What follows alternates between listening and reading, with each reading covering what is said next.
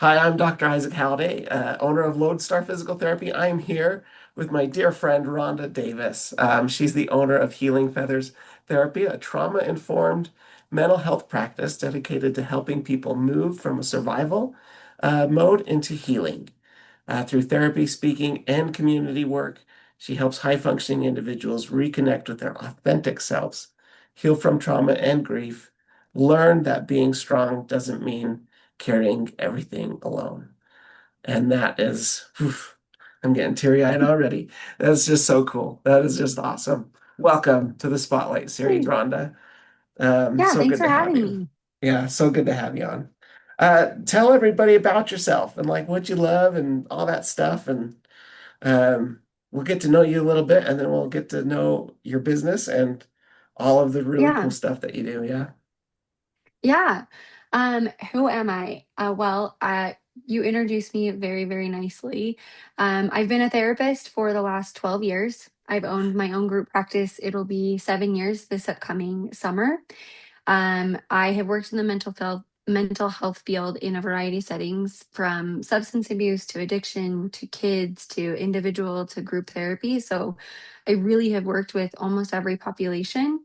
Um, I love what I do. I'm very passionate about this field, and I'm obviously even more passionate about just really truly helping people get on the right path and heal and transform their lives. So I love it. And I've heard that you love creating like cozy spaces.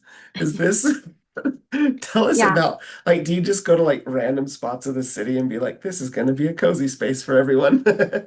kind of. Yeah. I mean, I think it shows very much in my office. So it's a non-traditional holistic office. And I was very adamant about when I decorated my office that I wanted it to be different. And part of it is I just brought my true authentic self to that. I love blankets. I love sitting on the floor. I love being barefoot. And so I've just kind of adapted that into my office. And so, yeah, I would say like when we go to friends' houses, I am that friend that's going to make myself at home, whether you invite me to or not, with like shoes off in the corner with blankets, pillows, whatever. And honestly, it just works in the therapy spaces too. I love it. That's so cool. And you do have a cool office. I have to admit, it Yeah. is super cozy, super fun. It Um, makes people feel more relaxed, right? Like oh, sometimes I think totally. therapy already has this stigma of white wall, me sitting sternly with my clipboard writing notes. And Right. like that's not what therapy is, but I think so many people have this anxiety or fear towards coming anyway. So when they can walk into my office, and lay down on the couch or sit on the floor or take their shoes off, or they see me walking around the office without my shoes on, they're like, oh, therapy doesn't have to be weird. And this old lady with the clipboard just validating my feelings. Yeah, totally, totally. And I love that too. Like you brought like that big misconception of someone's like, oh, like therapy means, like everything you see in Hollywood where they're like laying on the couch and the therapist is up by the head. Yeah. And they're Yeah. like, hey, close your eyes and tell me everything about your childhood. Yep. Yeah. Like it's not that way at all. Yeah. With you, and I love it. I think it's awesome. Kind of walk us through a little bit then of, right, if someone just like first time they get a hold of you, what is your process that first visit?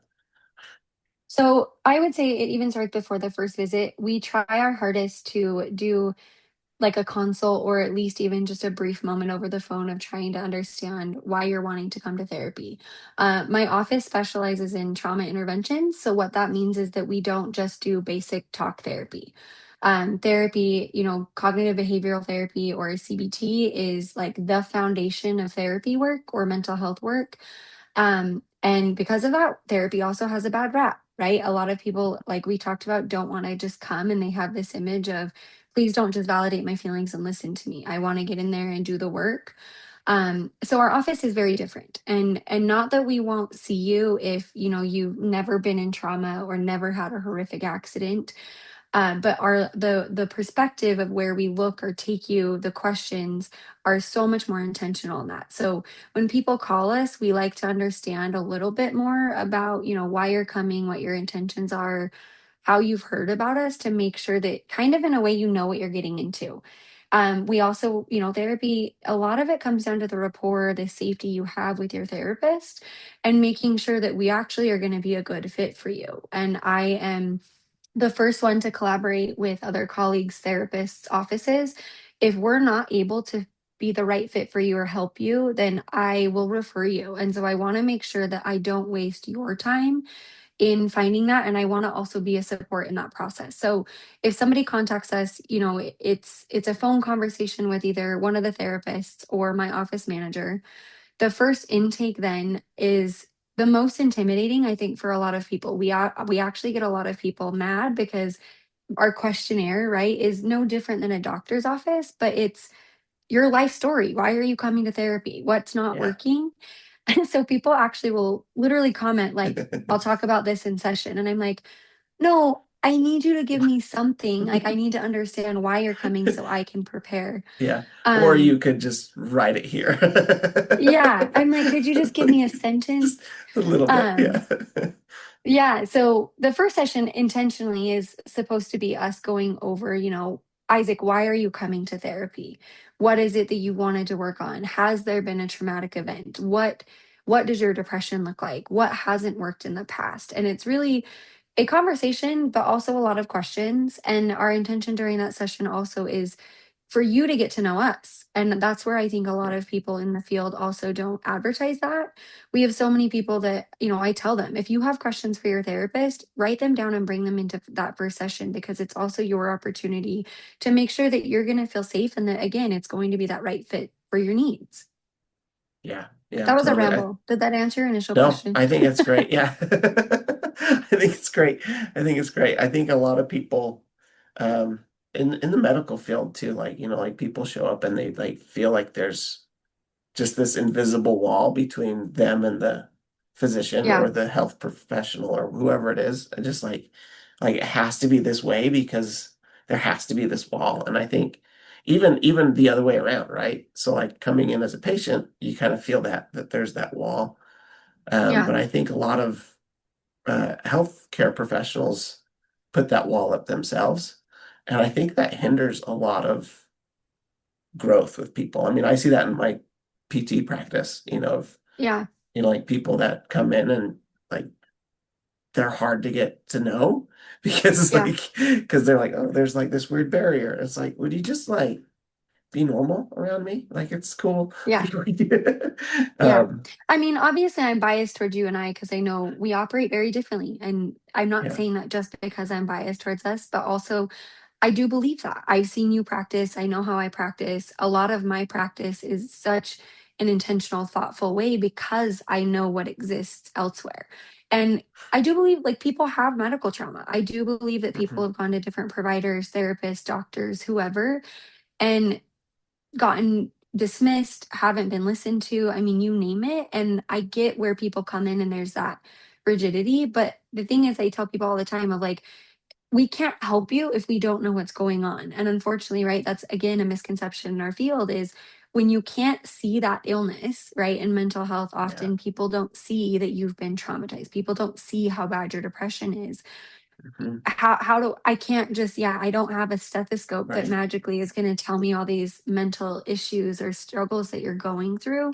But I also get it. I have, I'm compassionate and empathetic with that where people don't trust therapists and our job, I tell people I'm so passionate about it and I'm so thankful of what I do because really I don't my job kind of sucks. Like nobody comes to therapy and tells me about how great their life is. People come to tell Yeah. me how horrific and awful. And I'm so grateful of that, but also what an awful place to be in knowing that Yeah. literally for the next hour, all we're here to talk about you. It's vulnerable, it's uncomfortable. I've been a client, I'm in therapy. I mean, I get it. I don't like doing it either. Yeah, and I hate talking about myself to non-therapists. Yeah, it's awkward. It's something that we It's really awkward. don't know how to do. Yeah, yeah, yeah. And I think you bring up a good point too of like a lot of people like they don't see that trauma or they don't see that depression or they don't see whatever mental health issue that they're dealing with. And I think, Yeah, as you brought up before, it's like often like very successful or functioning people who look like they have everything together are usually those that struggle a lot too. Yeah. Would you, I mean, I think you'd agree with that. Yeah.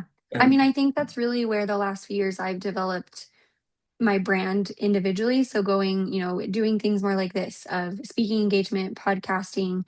I've been talking about that a lot more because that's something people don't realize. A lot I've worked with so many people where they're like, "I don't think I need therapy.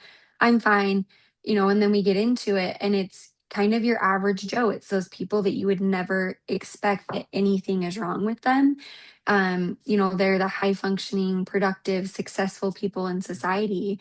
A lot of people think that we deal with, the person who's depressed who wears black clothing that yeah, listens to goth music and hides out in their basement all day. Like I'll I don't have any of those clients. I have people that yeah, look like you and me that you would never ever know the crap that they've been through in their life and all that they're holding.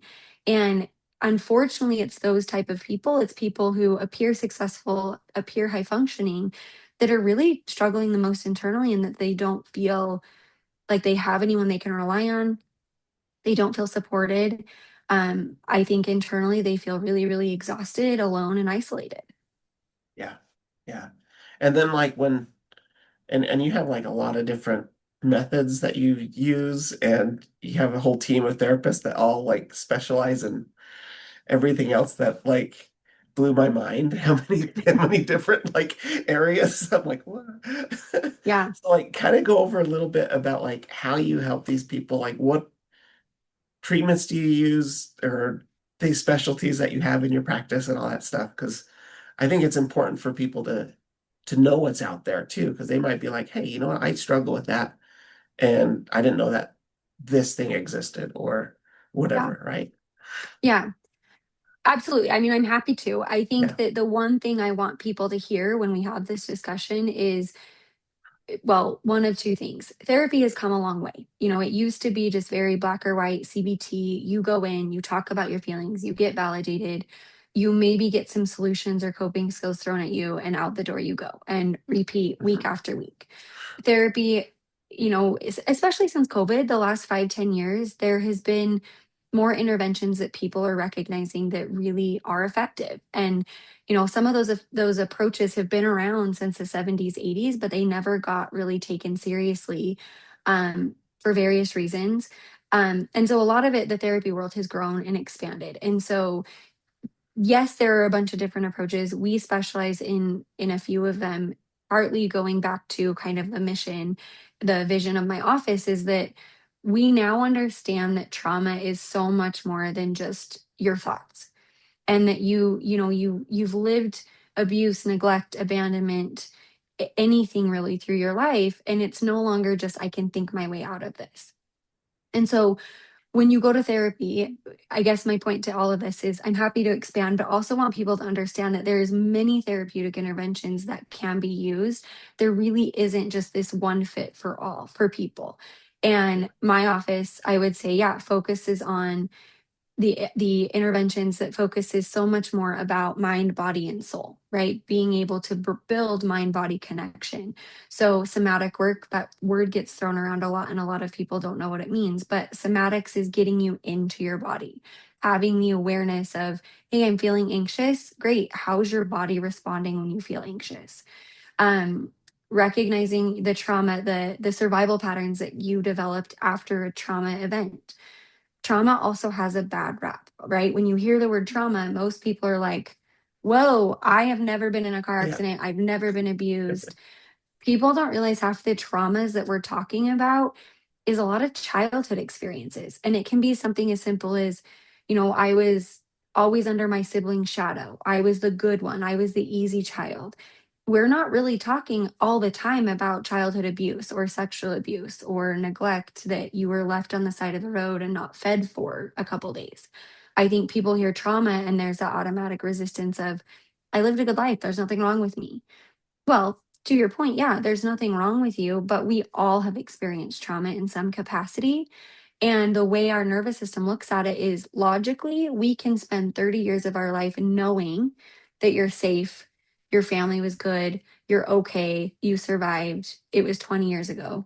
Your brain knows that, your logical system knows that, but your nervous system doesn't. And that's a whole other language that's what we teach our clients. And so we specialize, yeah, in somatic interventions, mind body awareness, EMDR, IFS. Those are kind of really popular terms that a lot of people are Yeah. seeking out because they What are recognize how those? effective they are. Yeah. What are So I'm like I hear them like I just hear a lot of letters. a lot of big words. Yeah, that's the therapy world. We're like the medical terminology.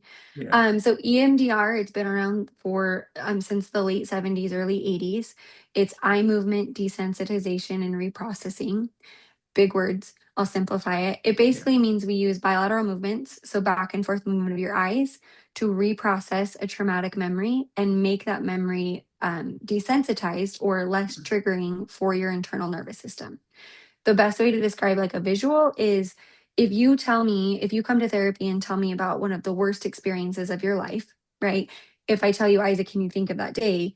You very quickly can go there, right? It's pretty vivid. You almost can go back to that moment. You're recognizing colors, shapes, textures, patterns. EMDR is taking that picture and us kind of submerging it underwater to where that picture gets cloudier, blurrier. You can't remember exactly all the details as you would today. It doesn't get rid of the memory, it just desensitizes it, makes it foggy so it doesn't exactly trigger you in the way that it did, currently or in this present moment. IFS is internal family systems or parts work. So the movie Inside Out, that's like your visual to understand parts work is that there's various Uh, parts internally that we have that are all functioning to protect us. And so parts work is getting into these parts, identifying them, being curious about them, and understanding what they're protecting. hmm. That's that's a different Yeah. realm. I love Yeah. That's it. why I'm when you like, asked me, I was like, I'm happy to go into this, but like that's most people yeah, like they don't even want to know that. They just want to know how can I help them and what does that look like and right, how is it different than traditional talk therapy? right, yeah. Which I think it's like I mean, I don't know really anything like honest like I've never been to a therapist. I like like I don't know. Like the only thing I know is like through you. Like Yeah. and so like and I think there's a lot of people though that are out there too that like struggle with things and they don't know that they need a therapist, right? Totally. Like what to you is like I don't know, someone like somebody like what is like a trigger thing for you? Like, hey, if you are constantly experiencing these things, is that when you go see a therapist? Or like when is that? I don't know. What is the when When does do someone people come go to see you? therapy? Yeah.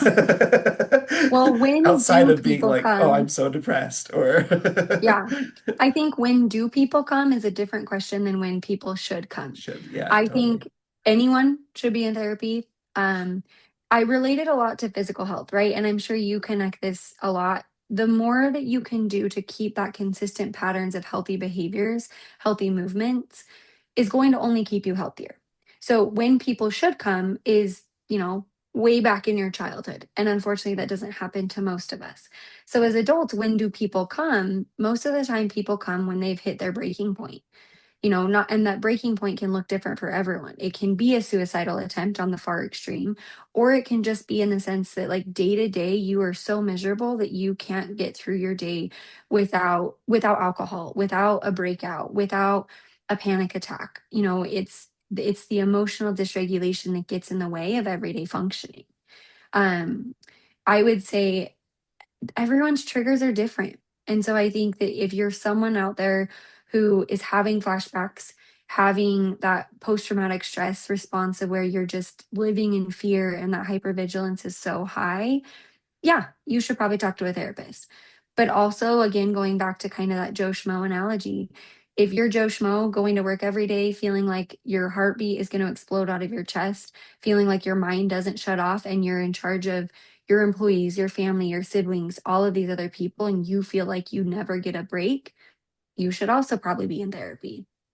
So I think it's a difficult question because Yeah. everyone's window is different. Those of us that have maybe bigger windows, it's going to take me a while to go admit that I need help.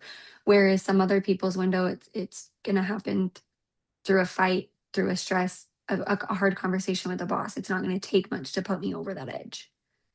Yeah. Yeah. No, that's very helpful and insightful too.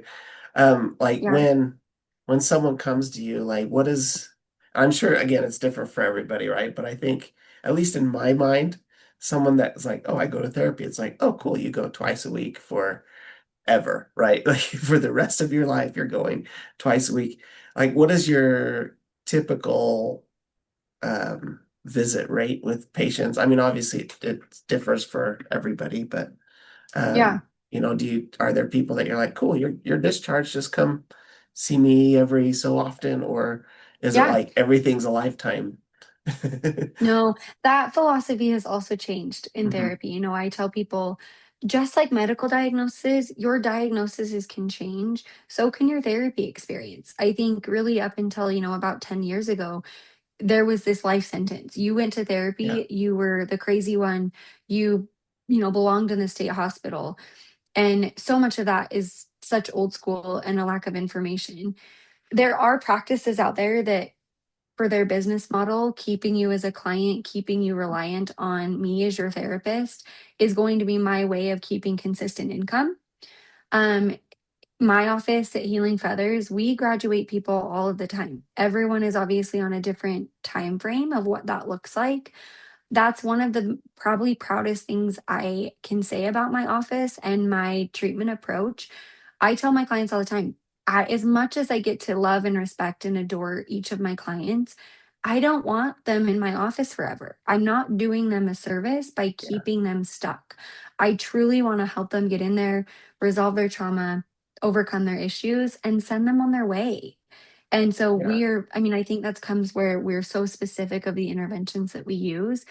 We genuinely want to help you heal and then let you go live your life in the world. So, everyone's time frame looks different. I would say on average, most people come to us once a week. Licensing is different. That's a whole other conversation because legally I can't see you more than twice a week. That's why you don't see your outpatient individual therapist like you would yeah, an IOP. So most people come to us once a week consistently. I can tell you from our office, I would say most people on average are with us anywhere from about 9 months to maybe a year and a half. Again, give or yeah, take, depending yeah. on your motivation, your consistency, and what we're dealing with. Mhm. If we're talking about complex trauma, that's a far different conversation than everyday anxiety. Right. Yeah, totally. And I love, I mean, it's fun to discharge people, right? Like Yeah, it's fun. Like you get to celebrate with them. You'd be like, hey, yeah, you are so awesome, and like yeah, so it's cool, like with your practice, how you're like, we have an end goal and we have yeah, this, like, this is where your life could and should be. Like, let's get you yeah, there, and it's awesome that you do that because I think a lot of people's minds are like, this is gonna be yeah. forever, a life sentence basically. Yeah, I tell my clients, like, usually the first couple of sessions, I will tell them, my goal is I don't want you here forever. What's funny you say the word celebrate. It really truly is a celebration for Mhm. us. Like, I get excited, and there's sometimes that I'm like, oh man, today's our last session. Like, I feel like I should have confetti Yeah. bombs or cookies or something. And clients have the opposite, where they're just like, am I going to be okay? Like, what am I Yeah. going to do without you? And I'm like, oh, no, like, we're not sad. You did the work. You get to go live your life. You get to be Yeah. graduated. Yeah. My favorite story, I had a client, this is probably now 2 or 3 years ago. We had this conversation. We were preparing for her to discharge. And she literally looks at me and she goes, wait a minute. So you're telling me there's people walking around that are actually like healthy, and I was like, yeah, I mean, not very many. And I kind of made it a joke, right? But I'm like, yes, there are people out there that are Uh-huh. healthy that don't have to rely on therapists every week. And I just, she normalized it, right? And it Yeah. was something that we were celebrating, but you could tell her reaction was just like, nobody's ever Wow. told me Yeah. that before. I didn't know that was even possible. Right. Yeah. Yeah. It's like, I mean, we see we see people like like athletes, CrossFitters, for instance, like they're always like, oh, I always have back pain. I'm like, that's not normal, right? They're like, what? Yeah. Like, I'm like, well, it's Yeah. common, but it's not normal.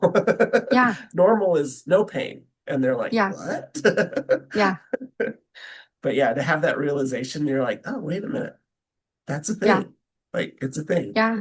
And Yeah. it's so empowering. Like in that moment, I know Hmm. clients, like we get so used to their daily life of what do I do without Rhonda? Like, what am I going to do at my Tuesday at 3 o'clock hour? You've been that for the last year. Where I'm like, I don't know, go to the gym, like have a date with yourself, Go journal. Like you can still have go do consistency. something fun. Yeah. Yeah. Yeah. You can do I something. usually I know like within my ethics I have to be careful, but it's funny because I sometimes will use like, the sooner you get to graduate in 2 years, the sooner we get to hang out and like get coffee. And that's usually like, I mean, it doesn't ever happen typically. If any clients Right. are listening, I'm like, oh Yeah. gosh. Like, Um, but it connects where they're like I have to reframe that for them where I'm uh-huh. like, "You're okay." And I tell my clients all the time, like, I have no plans of retiring anytime soon. My office is not going anywhere. So in Mhm. 6 months, 6 years, if you need help, if you've gone through something, guess what? Just like a Yeah. doctor, it's going to be available. And life Mhm. circumstances, just like our illness, our physical health, injuries, things are going to happen. It's okay to go back and get that support. Yeah, totally. Totally. And and I think also right, because I deal a lot with like physical pain, but I Yeah. think a lot of the times, and maybe you can talk a little bit more about this, but like how mental and right, the things that you work with will often present as a physical pain too. And like Mhm. they're often tied together. Totally. The problem is the emotional side, right? The things that I'm working with clients have pre-existed for sometimes decades before Yeah. they walk into your office with that shoulder pain, Hmm. right? And people Yeah. don't realize that. I mean, people, right? They're not going to go to therapy until potentially they're working with a doctor that can't give them a diagnosis or that like sometimes I've had doctors be like, this is related to blank trauma. And so it's centuries, I mean not centuries, but decades or weeks or Yeah. days that now we're unraveling. And so many people because they just woke up with this physical ailment, they think it's just as fast as a fix, not understanding like no, when we've had childhood abuse and that abuse has been stored with us, our nervous system has stored it for the past 30 years. No, sorry, 2 sessions of Yeah. therapy unfortunately is not going to undo this. Yeah. But they are so linked. And my office, we welcome the collaboration between medical and prescribers and just that kind of collaborative care because there's so many, I mean, we work with so many clients that come in where they're like, I have an autoimmune and nothing's getting better. I have these diagnoses, I have these symptoms that nobody can tell me about. And I come in and I'm like, okay, well, statistically, let's look at this from what you've been through and let's lay these all out. And then let's bring in Dr. Isaac and see what he thinks. Like it becomes this functioning unit of, okay, is this making sense for them? Because I think so many people resist the idea that our bodies hold on to the pain, the trauma for so long before something's wrong, but we just don't do anything Yeah. until that shoulder ache is there. Yeah. Yeah. Or that blasted upper trap pain because they're just always Yeah. stressed or the anxiety is just Yeah. always there. And Hmm. I run them through all the tests in the world. I'm like, there's nothing wrong with you. Like Yeah. physically, But see, there's nothing yeah. wrong with you, right? Yeah. And our brain, Um, that's the problem though, right? Is our brain, yeah. people don't realize our mental status. We love associations, right? Hmm. So I always use the example if I were to show you a picture of a black cat, right? And I say, what do you think of? You're not ever going to be like, just a black cat. What do you think of, right? You think of Friday the 13th, you think of Halloween, you think of a Yeah. costume. There's some association. And we do that, right? For us, we can't just look at if I have shoulder pain, if I can't breathe because my chest or muscles are so tight, we have to have a connection. So my muscles are tight. You have to tell me that I have some type of injury. You have to tell me I have some type of diagnosis. They don't like coming Yeah. to me where I'm like, what if your IBS is maybe because of your sexual abuse that you experienced as a teenager? And they're like, no, No. it's not possible. I'm like, well, it is, but to you, you want that Yeah. automatic instantaneous connection. Yeah. Yeah. People want labels. Like Yeah, it's kind of stupid, but it's like sad. people want labels. Like they want to Yeah, be like, oh, that's it, right? and they can Yeah. Google that one label and it'll show up Yeah. everything. Um, but in most cases, things aren't, you can't label things. Yeah. You know, Yeah. And what's um, interesting, and like for it, people want medical labels in a weird way. I think that like the medical labels give people an answer, it gives them a more scientific treatment plan. And I think it victimizes people, right? yeah, It's a societal approved way of being sympathetic, empathetic towards someone. If you can show up and like, oh yeah, I have a kidney stone, that's why I'm so sick and I'm not performing. Whereas mental health, people are like, I don't want that diagnosis. Where, and I've had to talk to people too. It's not a life sentence. This is not a disorder. It's not something you're stuck with. Like we can resolve it, but we have to diagnose in order to treat you. yeah, yeah, totally. Yeah. Well, how can people get a hold of you if they need to get a hold of you? Yeah, so people can look us up on Instagram or Facebook at Healing Feathers Therapy. Our website is healingfeatherstherapy.com. Especially if you're interested, those of you listening, if you're interested in coming to therapy, reach out. They can call, text us. There is also a contact you page on there that people can fill out a little form and we will contact them. Um, Anyone that wants to contact me personally, my email's on there. Events, workshops, I run a grief group. We run consistent workshops through the year. All of that information is going to be on the website and mostly of our Instagram or Facebook pages. So I would say just follow us on socials or look us up on the website, and I'm pretty easy to track down. Awesome. I love it. Yeah, I love it. Yeah, all of the cool like little groups that you do and workshops, they're phenomenal. Especially for people that are like, I don't know if this is for me. Go to a big yeah. group where there's people all in your same boat, you know? Yeah. Um, I will say too, it's our groups and workshops. Most people, when they hear group, they see again that Hollywood image of everyone around, like the AA style of, hi, yeah, my name yeah, is Rhonda. yeah. Ours isn't. Every group, every workshop, it's so different. It's very integrative. It's very kind of immersive that we immerse you in this experience. We don't just sit around and talk about feelings. We welcome people as they are, who they are, where they're at. So it is very different. So if anyone listening to this is interested in groups or workshops, give us a chance. Come see us. We're not this scary therapist office that you're probably envisioning us to be. Therapy is not like that. Yeah, It doesn't have to yeah, be. So yeah. people don't need to be afraid of really healing themselves and giving themselves a shot. Right. And I've said it with multiple people, but like there's one thing we have in life that we keep, and that's our health, right? Wealth can Yeah, come and go. Your car will break down, your house, yeah, whatever. But your health, like if you have good health, you're gonna be able to make it through all of that stuff. So yeah, take care of your health, mental, yeah, physical, take care of it all. So, yeah.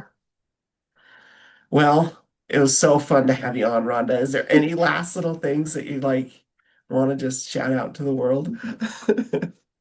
No, I mean, I think I guess my shout out would just be like, you matter. It doesn't matter your background. So many people are like, my past has defined me. My past set me up to who I am today. Your past is part of your story. It's not who you are. It's not what you are. It doesn't base the capability of who you can become.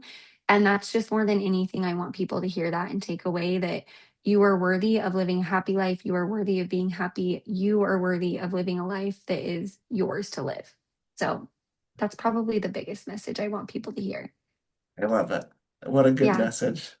Well, Hey, thanks, thanks. thanks for coming on. And maybe we'll do an update sometime a year from now or something. I don't Yes. know. And Let's do it. we'll touch base again. Cool. Awesome. Thanks, Cool. All Isaac. righty. Yep. See ya.